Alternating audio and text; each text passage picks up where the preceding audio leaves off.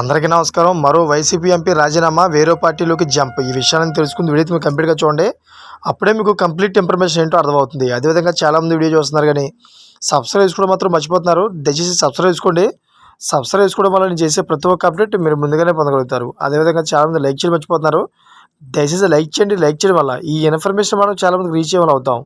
ఇంకా లేట్ చేయకుండా వీడియోకి వెళ్ళిపోదాం. ఫ్రెండ్స్, అదేంటో వైసీపీలో ఇప్పుడు ఎవరు పార్టీలో ఉంటారో ఎవరు బయటికి వెళ్తారో తెలియని అనిశ్చితి కొనసాగుతోంది. వైసీపీ సరిగ్గా 9 నెలల క్రితం కంచుకోటగా ఉండేది. ఎంతో పటిష్టంగా కనిపించేది.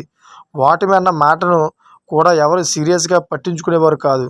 అది అతి విశ్వాసంగా మారి చివరికి వైనాట్ 170గా చేరి వైసీపీ పుట్టెను ముంచేసింది.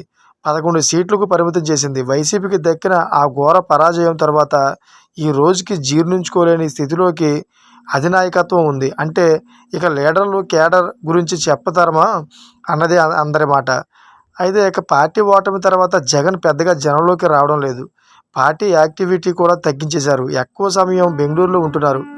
ఈ క్రమంలో నేతలు కూడా ఒక్కొక్కరుగా తమ దారి చూసుకుంటున్నారు. వారికి వారుగా కీలక నిర్ణయాలు తీసుకుని వైసీపీని విడుతున్నారు.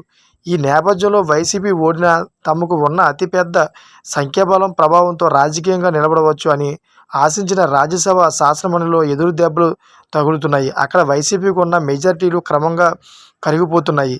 ఎమ్మెల్సీలు ఇప్పటికి ఒక 5-6 రాజీనామాలు చేశారు. రాజ్యసభ సభ్యుల లిస్టు విజయసాయిరెడ్డితో కలిపి 4 అయ్యారు. ఇదే పరంపర కొనసాగుతుంది అని అంటున్నారు. దాంతో మిగిలిన 7గురిలో అందరూ మిగులుతారు అన్నది కూడా చర్చనీయాంశంగా అయింది. ఈ నేపథ్యంలో గోదావరి జిల్లాలకు చెందిన రాజ్యసభ ఎంపీ పిల్లి సుభాష్ చంద్రబోస్ మీద కూడా పార్టీ మార్పు ప్రచారం జోరుగా సాగుతోంది. ఆయన పార్టీని వీడుతారని, జనసేనలో చేరుతారని కూడా అంటున్నారు. మొత్తానికి దీనికి పులి స్టాప్ పెడుతూ పిల్లి సుభాష్ చంద్రబోస్ క్లారిటీ ఇచ్చారు. తాను వైసీపీని వీడను అని స్పష్టం చేశారు. తాను పార్టీని ఎందుకు వీడాలని కూడా ఆయన ప్రశ్నించారు. తన మీద కూడా ఎన్నో ఒత్తిళ్లు ఉన్నాయని ఆయన అన్నారు. కానీ తాను పార్టీ పక్షానే ఉంటానని ఆయన అంటున్నారు. పొరపాటును కూడా ఆ పని చేయనని వైసీపీ పెద్దలకు ఊరటను ఇచ్చే ముచ్చటనే చెప్పారు. ఇక విజయసాయిరెడ్డి పార్టీ విడిపోవడం పట్ల ఆయన ఆవేదన వ్యక్తం చేశారు.